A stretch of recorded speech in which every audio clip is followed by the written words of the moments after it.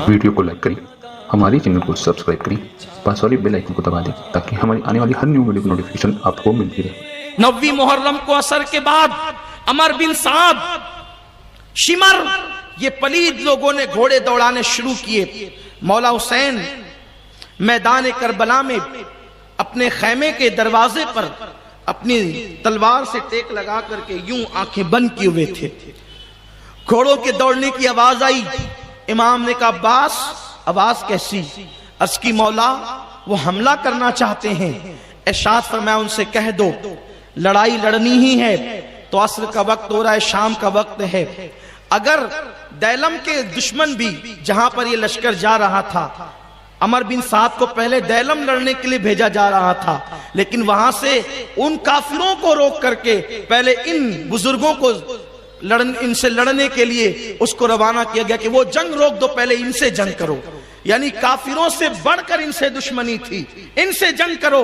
तो आपने फरमाया कि दैलम के काफिर भी अगर तुमसे कहते कि शाम का वक्त है, अभी जंग नहीं करना, कल सुबह करना, तो तुम टाइम दे देते। मैं इसलिए टाइम चाहता हूं कि ये 9वीं मुहर्रम गुजर जाए, 10वीं शब आशूर की आए, तो ये रात हम कुरान की तिलावत कर लें, हम सुजूद करें, अल्लाह की इबादत करें और अपने रब को की बारगाह में आंसुओं की सौगात पेश करें।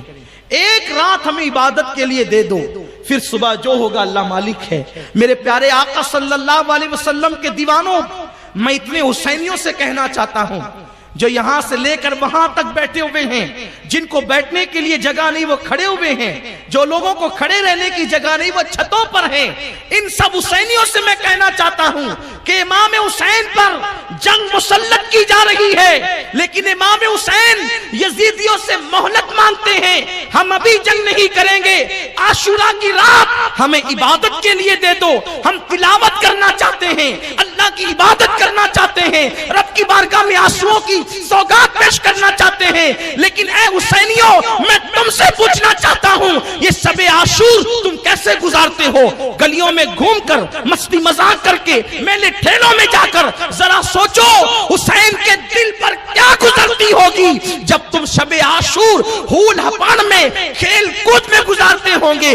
अब तो लोगों का हाल ये है, लोगों के हाथ में मोबाइल है, लोग गेम खेलते हुए बैठते हैं। कोई लोडा गेम खेल रहा है, कोई ताश के पत्ते खेल रहा है, कोई कुछ खेल रहा है। ये मेरी माएं और बहनें आई हैं, अल्लाह अकबर, दूर दूर से ये आती है, शरीक होती है। मैं इनको सैयदा ज़ैनब का वास्ता देकर पूछता हूं, ये लोग भी आशुरा की रात में 2-2, 3-3 बजे तक अपने बच्चों और बच्चियों को लेकर के इधर उधर भटकते रहते हैं। शबे आशूर में मेरी बहनों, ज़ैनब की रूह को तकलीफ न पहुंचाओ, मेरे भाइयों, रूह हुसैन को तकलीफ न पहुंचाओ। वो कोई और होगा जो मर के मिट्टी में मिला होगा, अपना हुसैन जिंदा है, हम हुसैन की निगाह में है। मौला हुसैन हमें मुलाहिजा फरमा रहे हैं। तो अच्छा करते हो तो भी हुसैन देखते हैं, बुरा करते हो तो भी हुसैन की निगाहों में हो। इसलिए याद रखना, शबे आशूर हो या जिंदगी की कोई शब हो, कभी गुनाह में न गुजारना, कभी बेहयाई में न गुजारना, कभी बेपर्दगी में न गुजारना, कभी अल्लाह रसूल की नाफरमानी में न गुजारना। मौला हुसैन के मकसद को पूरा करो। कितनी बड़ी कुर्बानी दी है, अल्लाह अकबर। फिर उसके बाद जब रात आती है, वो रात अल्लाह अकबर, मैदान करबला में हुसैन का हर खैमा भरा हुआ है।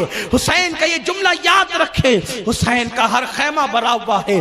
कई भाई हैं, कई बच्चे हैं, कई भतीजे हैं, कहीं यार है, कहीं आवान व अंसार हैं। इतने में मेरे मौला एक हुजरे में इशा की नमाज के बाद सारे साथियों को जमा करते हैं। जमा करने के बाद अपने साथियों में खुतबा देते हैं। जरा देखो, अगर किसी का साथी बनना है तो हुसैन के साथियों की तरह बनो। मौला हुसैन अपने साथियों को बुलाकर कहते हैं, देखो आप लोगों को पता है कि नाना ने कहा था कि मेरा हुसैन करबला में शहीद होगा, वो कल का दिन है, वो दिन आ गया है।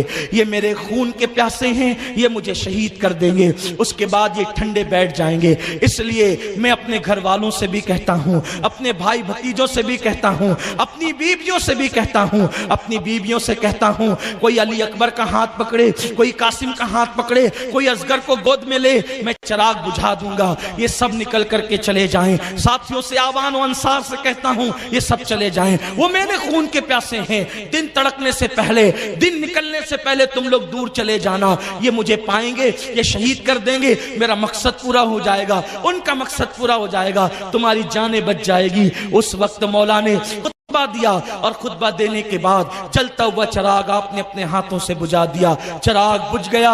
इमाम अली मकाम ने कहा, मैंने आंखें बंद कर ली है, चिराग बुझा दिया है, अंधेरे में निकल करके चले जाओ जिसको जाना है। लेकिन उस हुजरे के अंदर तो, उस खैमे के अंदर तो आंसुओं की सिसकियों की आवाज बढ़ती जाती है।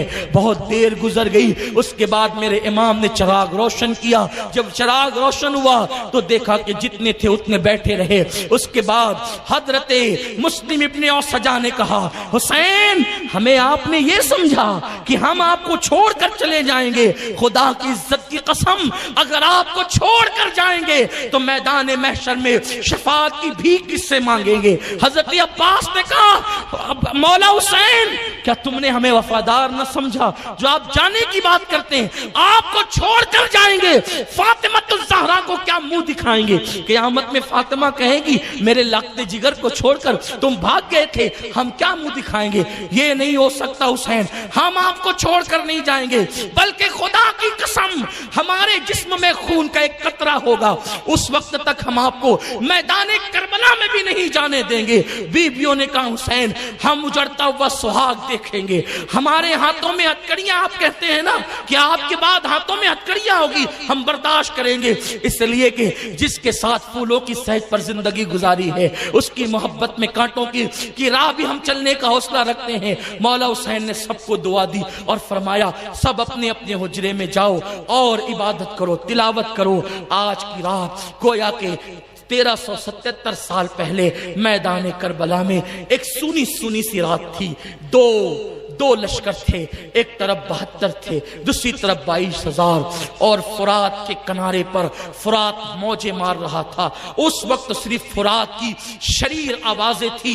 लेकिन अगर आज कोई करबला जाकर देखे, कल 22,000 जो कर्रो फर के साथ वहां पर नाच रहे थे, आज उनका नामो निशान नहीं। लेकिन आज के दिन कोई जाए करबला में, उसको यूं लगेगा जैसे गुंबदे खजरा की सारी बहारें यहीं पर बरस रही है, मक्के की सारी यहीं पे बरस रही है। अल्लाह अकबर। इस वक्त करबला का मंजर क्या होगा, ये तो आप इंटरनेट पर भी देख सकते हैं।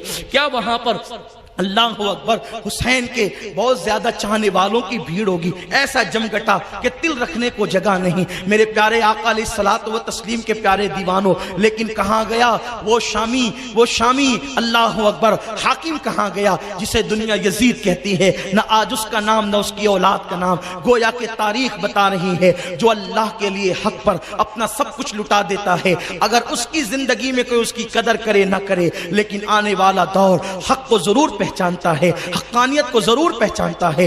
अब अल्लाह सुबह तड़क रही है, सुबह का उजाला फैल रहा है और 10वीं मुहर्रम आती है, शबे आशूर गुजरती है और यौम आशूर का आगाज होता है। मौला हुसैन ने तयम्मुम किया, पूरे खैमे वालों ने तयम्मुम किया और उसके बाद करबला के अंदर अजान के लिए जिसे बहसियत मुअज्जिन मुकर्रर किया गया, वो हम शबी रसूल तस्वीर मुस्तफ़ा अली अकबर था। मैदान करबला की सुबह अली अकबर की अजान से हुई। अल्लाह अकबर। गोया इस अजान की बलाएं अजाने बिलाली ले रही हो। अल्लाह अकबर। बिलाल भी अजान पढ़ते थे, अर्श वाले जिसके मुश्ताक होते थे। लेकिन आज हम शबी मुस्तफ़ा, हम शबी रसूल, अल्लाह अकबर, करबला की धरती पर अजान दे रहा है और अकबर की अजान की आवाज से करबला की सुबह का आगाज होता है। सुबह होती है, इमाम अली मकाम नमाज फजर पढ़ाते हैं और उसके बाद फिर आप फौज को तरतीब देते हैं। इधर 72 तन है, उधर 22,000 है और उसके बाद मैदान करबला के अंदर जंग का आगाज होता है। लेकिन जंग के आगाज से पहले मौला हुसैन मैदान करबला में کھڑے ہو کر اتمام حجت کے لیے ایک خطبہ ارشاد فرماتے ہیں. وہ خطبہ کا اختصار کے ساتھ یہ ہے کہ لوگوں یہ بتاؤ میں نے کوئی چوری کی ہے, میں نے کوئی ڈاکہ ڈالا ہے, میں نے کسی کو ناحق قتل کیا ہے, میں نے کسی پہ ظلم کیا ہے, میں نے کوئی گناہ کیا ہے, میں نے کسی کو ستایا ہے, میں نے کسی کا دل دکھایا ہے, بتاؤ میں نے کیا کیا ہے؟ لوگوں کیا تمہیں نہیں پتا اس وقت روئے زمین پر کیا سب سے افضل میں نہیں؟ امام علی مقام نے اپنی فضیلت خود بیان کی, اس لیے کہ جب لوگ فضیلت بھول جائیں تو مولا حسین اپنی ذمہ داری محسوس کر رہے تھے. فرمایا بتاؤ اس وقت رسول پاک کا حقیقی نواسا روئے زمین پر کیا میرے سوا کوئی ہے؟ کوئی ہے؟ کیا میں فاطمہ کا بیٹا نہیں؟ کیا میں علی کا لخت جگر نہیں؟ جا کے پوچھو.